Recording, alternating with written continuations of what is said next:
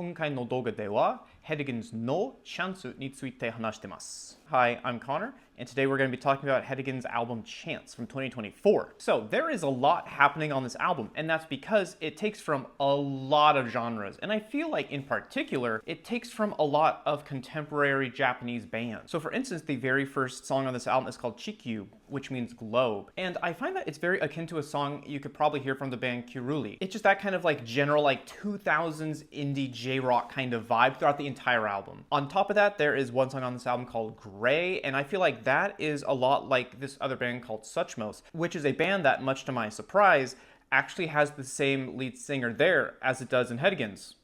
I had no idea. So I feel like it sounds all like them, though it is much more hard rocky than kind of that like jazz neo soul that they are more known for in Suchmos. Another song I really like is called Mansion, and that has a very similar kind of like tropical pop rock sound to kind of Yuma Abe and also Flipper's guitar. And I think I'll wrap up this section just by mentioning one more. There is a song called Sono Ato, which sounds a lot like Ogre You Assholes, kind of like late 2000s, early 2010s work. And there's also this kind of like very similar vibe with the cover art for this album, as well as pretty much any from Ogre You Asshole. It's sort of this surrealist, almost like pastel crayon sort of art. So I feel like maybe that's sort of trying to evoke that sort of weirdo indie rock, indie jazz sort of vibe. So all that to say, while there is a lot happening on this album, it all really works. I don't quite feel like it's very cohesive, but I feel like at least the songs are pretty good for the most part. And so I think what comes with all of the various sounds on this album is that it sounds like all of the musicians are having a lot of fun playing it and recording it too. I feel like because every song in the tracklist is so different from each other, you can really tell that the band had fun kind of experimenting and just kind of exploring where each song could go. And I think that's why they all are sort of similar sounding, because it's the same musicians. However, it is just like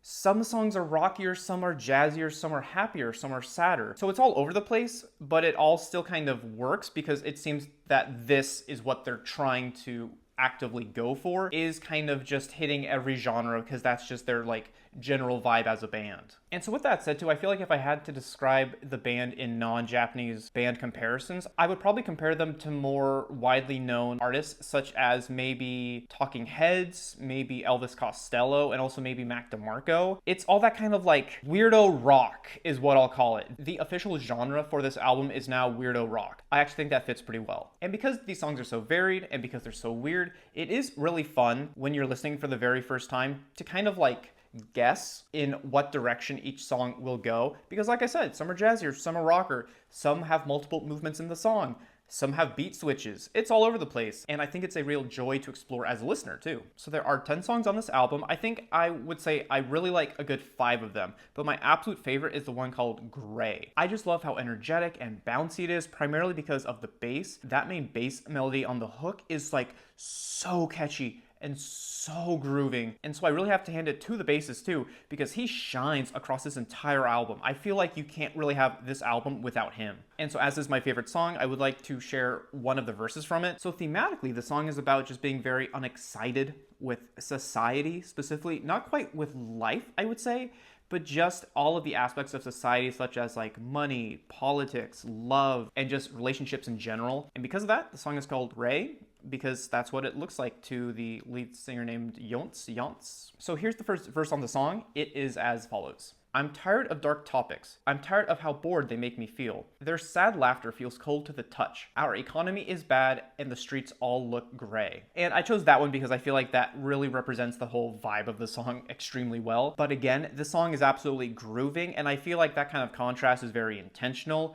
with the very kind of melancholic and just kind of depressed lyrics. Though on the other hand too, I think it is kind of an uninteresting concept for someone to maybe like write a song about the worst day of your life, but also in kind of a happy manner. On top of that too, there are a lot of minor chords used in the song, so it's kind of got that very menacing sort of sound to it. And again, I feel like that's very intentionally contrasted with the more upbeat nature of the actual melody. I thought another of the standout songs on the album was the one called Mission Sofa. Again, I love the guitar melody used throughout, and the little kind of like glistening boops and bops in the background sound really cool too. And for that reason too, it really sounds like a song that could have been off the album Songs from the Big Chair by Tears for Fears. I feel like it is very, very similar to the song The Working Hour. And I think they also maybe share the same chord progression too. It's almost kind of distracting for me in a way. I think it's primarily because of the way the keyboards sound and also because of how the lead singers sing. However, towards the end of the song,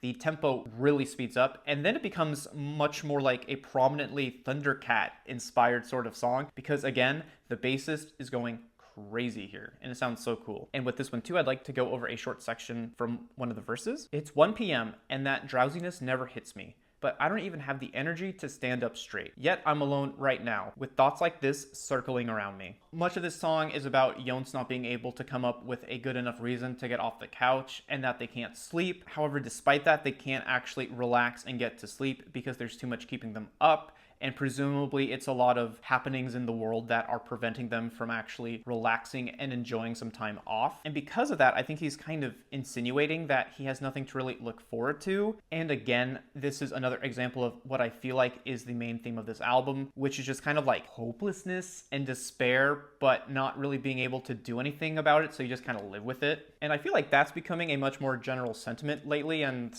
I wonder why, you know, geez. So to end us off here, I really like this album. It is a little janky just because each song is so different from each other, I feel like. Though there is some cohesion, I feel like it's not enough to really consider this album cohesive. It's just kind of like a smattering of songs across all kinds of genres, as I've really talked about this entire video. So at its heart, I would say that this album is really trying to get into the strides of like jazz and like rockabilly, pop, and also kind of soft rock too. It's got some really fantastic moments, but I primarily feel like the album falls a little flat for me, just a little bit. Of course, my favorite songs are Gray, Mansion, Mission Sophia, and also Curtain Call is fantastic as well. I also like the very last one called Fushigi, which means wonder. Those are for sure standouts, but the rest of the songs don't really offer up enough for me to like fall in love with them. Yonce, of course, sounds fantastic, and I'm very happy to see him return in some form, since Suchmos hasn't made a new album since 2019, so it's nice to have him back, though it seems like that might be changing given that they are coming out with some live events, so hey, maybe. Aside from that, I must say that I really love this album thematically. So with that said, I'm going to rate this album a 7. There is a lot I like. There is a lot that I think could use improvement song by song, and it just isn't too cohesive, and I don't think I'll be coming back to it too often.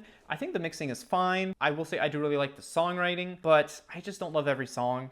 And that's unfortunate, but this is their first album together, so I would really hope that they can kind of tighten things up as time goes on. But I can definitely say that I am looking forward to their next album. I think it'll be super cool, and if it's anything like this one, it probably won't be very conventionally fun, and I feel like it might be even more depressing than this one is. But you know what? Sometimes you gotta roll with the punches, and if it's good music, it's good music, and that's fine with me. So let me know what you think in the comments too. I'd be really interested to hear your take on it, because this is just such a like weird album from a very famous artist. Yeah, that's all I got for you. So thank you for watching, and listen to this album. It's super cool. Bye.